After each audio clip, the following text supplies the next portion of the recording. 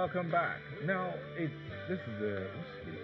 This third. November 4th. We're into a new month. It's the third and it's third. the fourth. Third. Yeah, yesterday was All Souls Day. Yes. Yes. So okay, this is the third day of the month of November. We have less than 3 months. Yeah, relatively speaking. Where is Sheon to tell us how many days it is to the next elections? Well, we have less than 4 months to the next elections, and a lot of people are talking. The parties have concluded their primaries, they've submitted their names. Yesterday was the final day for the submission of names of the governorship and State House of Assembly elections and all of that. So INEC has collected the names of all the candidates, and it's now time. And I understand on the 18th of November, the campaigns will officially start. So they're now on your marks. They're now coasting home to Get start the set. race. No, they are warming up. This is the warm-up. Okay. But in the face of that warming up for the next race, issues arise, issues of concern to Nigerians generally. One in particular, besides the minimum wage, is security. What are the preparations on ground? What's on ground as we go towards the next elections? We have protests in Abuja. We had issues in the northeast, attacks here and there, and some are wondering, are there plans to ensure that these challenges, these pockets of issues do not in any way hinder the elections or affect the 2019 elections come February 2019? To help us look at this entire matter, we have in the studio here Olu Martins, canvasser for democracy and rule of law. Thank you for joining us. Good morning. Thank you for having me. And on this other side is Sanusi Ture, who's a security consultant. Yep, thank you. From our Abuja studio, we have Dennis Inyang Mbekwe, who's a development strategist. Thank you for joining us, Dennis. Thank you. So, recently, the resident electoral commissioners had a meeting in the southern part of the country, and one of the things they discussed was the issue of security. Let me start with you, Sanusi. Knowing that you were part of the team, I think, yes, forensics team, looking at the 2015 or 2011 election. 2015. At the tribunal. Yes. Now, if you see what's happening now, yeah, what would you say about preparations for the elections and security?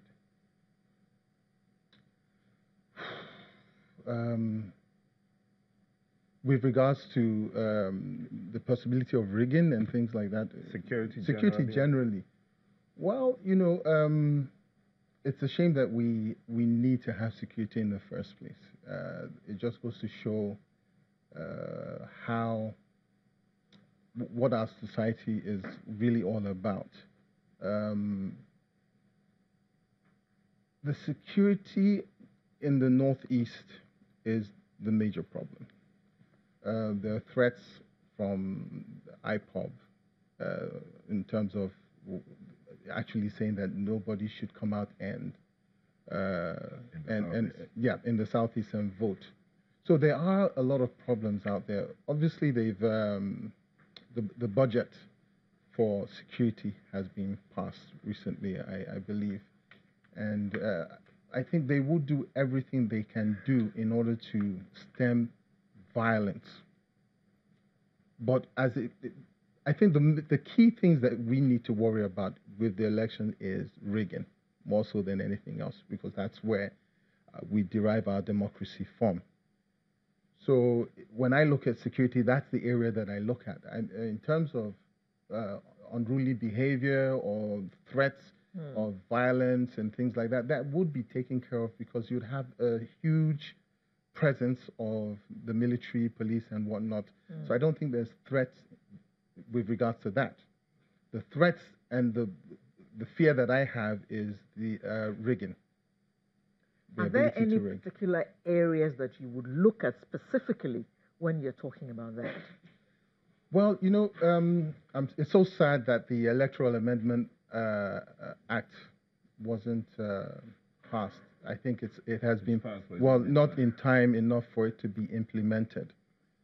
Even though I believe to a large extent it was conducive enough to tackle it, but there are certain areas that, from experience in the 2015 election tribunal, that that we experience, which gives rise to the ability for people to rig. Now, the most crucial thing in the whole election process is the ballot paper. And it's the fingerprints of individual, the thumbprint on that ballot paper, that ultimately decides who voted for who and how many people voted for who.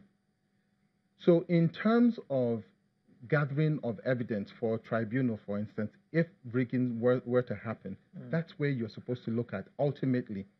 Even if numbers are doctored rather, you still have to go back to the ballot papers. Now, in presenting evidence in law enforcement, there has to be something called chain of custody and preservation of evidence.